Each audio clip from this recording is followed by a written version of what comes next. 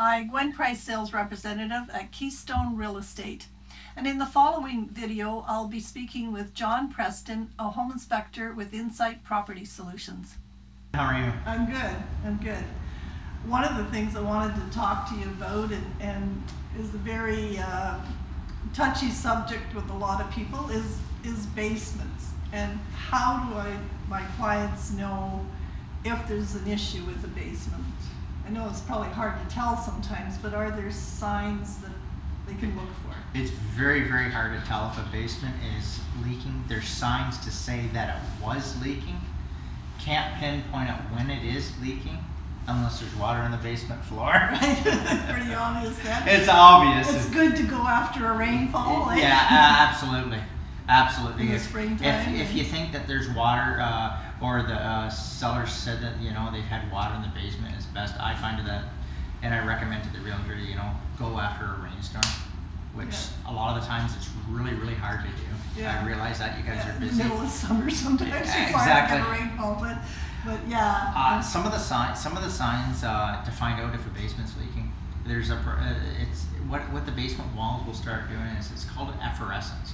Okay. What that is it grows near the bottom of the down near the bottom of the foundation, down right at the floor, and about a foot above it. Okay. And what that is, it's a white powder. It doesn't smell, but if you touch it, it falls off. It almost seems like somebody took chalk and threw it against the wall. Yes, I've seen it.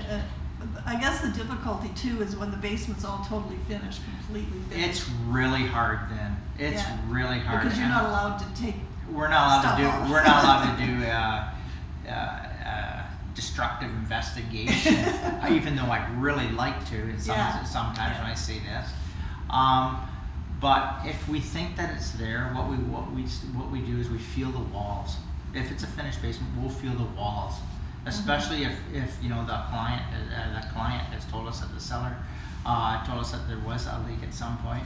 Okay. And we have a moisture meter that we carry with us. Okay. And we put the moisture meter into the wall with the probes.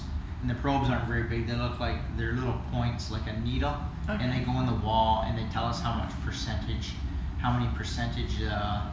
what's in the wall of moisture.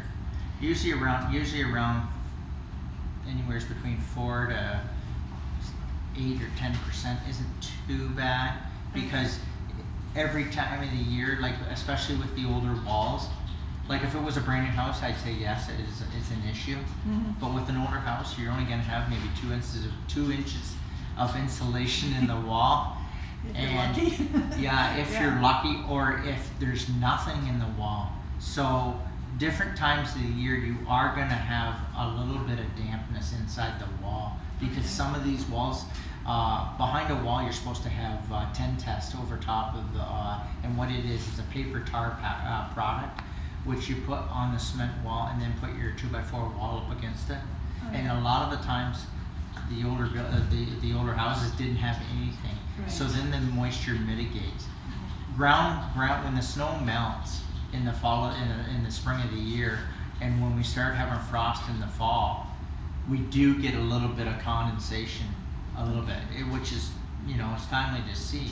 But what you want to look for is staining on the walls, down near the bottom, staining around the windows.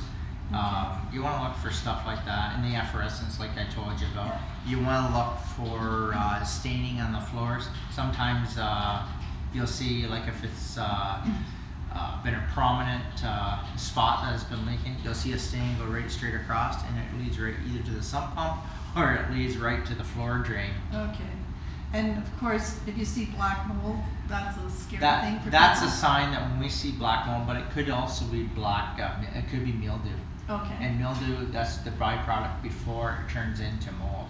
Oh, okay. So it's a matter of cleaning it up with, you can use a high dosage of vinegar and water. Okay. Okay, so more vinegar than water. Oh, I hear bleach too, which can be careful with, of course. There is bleach. Ordinary bleach won't kill it. Oh, and really? because it's been broken down so much, it's got more chemical than it does bleach. Bleach is a chemical already, but it's got other chemicals with it. The only bleach that will kill it, and they're trying to stop using it, is 12% bleach. That's what they used to recommend. Oh. They still recommend it in areas that needs to be that are really bad, like wood and stuff like that, and concrete. But when it comes to drywall and stuff like that, if it's a basement and you don't have to use it, vinegar and water works very well. 12% bleach. You can get it's pool chlorine basically, Okay. and you can get it so you wear gloves, Yeah. wear a mask if you're going to. If you decide that I don't like the way the vinegar and the water is working out, definitely go to what they call the 12% bleach and clean it off with a 12% bleach. Works very, very well. Okay. So there's ways to remedy if they do have issues, and so that's going to be a whole other topic, of course. But if somebody wants more information, how do they get a hold of They can get a hold of us at John at Insight Property Solutions, or they can give us a call at 705-919-1555. Thanks, John. Thank you.